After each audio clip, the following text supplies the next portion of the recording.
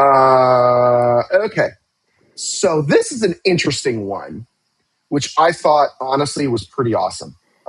So the UK is eyeing basically banning social media and usage of AI chatbots for kids under the age of 16 and under.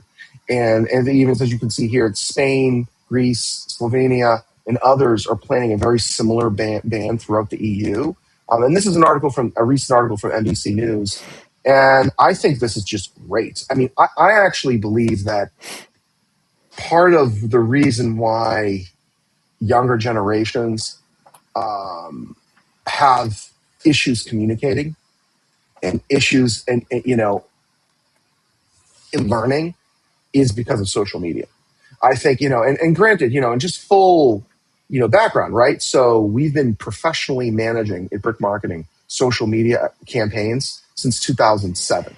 We've been professionally doing it since almost the beginning, right? And so the point is, and I'm an advocate for it. We manage social media campaigns. We have social ad campaigns we manage for clients. It works really great on the B2B side, B2C side. It works great.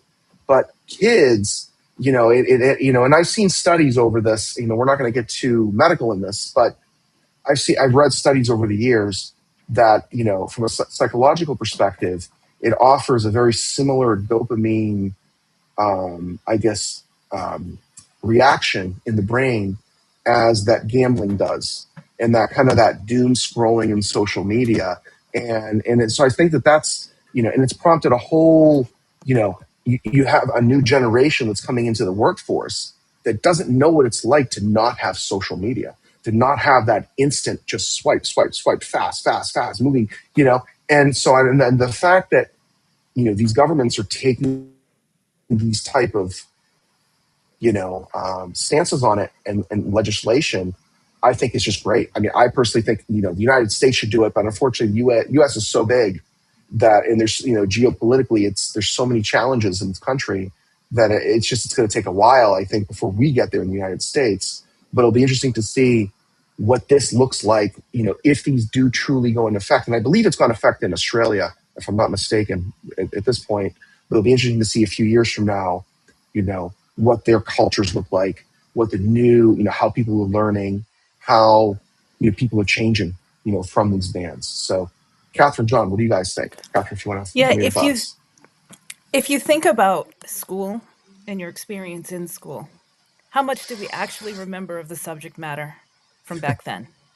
Right, It's honestly percentage wise, I don't remember physics, for example. I'm in marketing, I haven't needed it. right, However, what we do have and what we do remember are our friendships and the right, social aspect and the memories that we have with our friends. Senior year, I remember the times I went with my friends to the beach after school, things like right. that. Social media, I feel like, has kind of killed a lot of that experience of interpersonal connecting in, Mm-hmm. as children. And it's accelerated it and heightened a lot of the negativity to it because it is so easy to say something to somebody under Right, a pen name and just hide behind that and it accelerates some of the negative aspects of interpersonal connecting when you're a kid. And I feel like it's important to help people under 16 remember that your purpose is to be with each other and to learn how to be with each other for real. And social right, media is not real, but it has the guise of being real. right.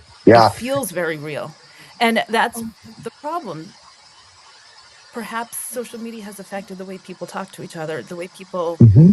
write emails. I've gotten a lot of emails from younger people that have not had any capital letters or or complete. It's like a run-on sentence, like they sat and recited it into their It's phone. almost like a text message. Mm. You know what I mean? But Or in it's a their formal it speech to should be a text. letter. Right, right. Yes. I know. And it's hurt people's ability. It's hurt their ability to communicate, and this I agree. plunks them into adulthood not having an essential writing skill for basic writing things. Like, I know somebody who's a professor, and one of his complaints is for the younger generation. sometimes of people that come in freshman year, their ability to compose sentences is deteriorated, which is Hmm. really sad. And one has to wonder if that's the influence of social media. I bet it's that, at least in part. Oh yeah, yeah. John, what do you think? I know you're so. Just preface this, John. You are younger than us, but you're an anomaly. I think Yeah, he because communicates. you communicate very well, and that's you seriously. And I'm not just saying that. So like, I don't know. What do you think? I Like, think what's your perspective on this? I agree with the overall message that social media is probably not good for people like younger children or even younger teens. I don't know that it has that much of an impact on like general social stuff. Mostly because I feel like it's just changed from where maybe 20 years ago a lot of what people would talk about as friends would be stuff like TV or movies. Now Right. they're talking about, oh Right. my gosh, did you see that live stream or did you watch that Hmm. video, or are you Right. seeing the same things on your Instagram feed as I am? So I don't think it has it definitely has a negative impact. And like Catherine, when you were saying like you can be anonymous and it feels like real life, that is definitely like a negative thing. And I think that limiting usage for younger teens and children is good. Um, but I also think that the way that it's being done isn't necessarily for a good cause. I think that these companies just want to farm more of your information. So how are they going to prove? How do you prove that you're not a kid? You're gonna either whatever their algorithm's gonna say you're not a kid, or you're gonna have to send Right. your ID, and then that's a privacy issue because who are you sending your ID to, right? Exactly. Mm-hmm. So I think Exactly. like Exactly. I agree with the idea that younger people should not be on social media in their formative years, but I don't really know if it's that enforceable. Yeah, I Mm-hmm. don't know. I don't know either. And unfortunately, I think that like the cat was let out of the hat, so to speak, like out of the box on this one. Like, these guardrails should have been incorporated from the very beginning of social media. Mm-hmm. Sure. And it was, because, and that's what I think we're seeing it repeat with AI now. There's no guardrails on AI whatsoever. And so, and I think that, unfortunately, you know, these companies, they're all for-profit companies, right? Obviously, it's not unfortunate. That's the nature of business. But they almost get addicted to these high profits, at like on the social media platforms and the revenue that they make. That if they, turn off users, that's going to get, like you said, John. They're not gathering data on these people. There's less demographic information that they can sell their ads to. So it works many different ways.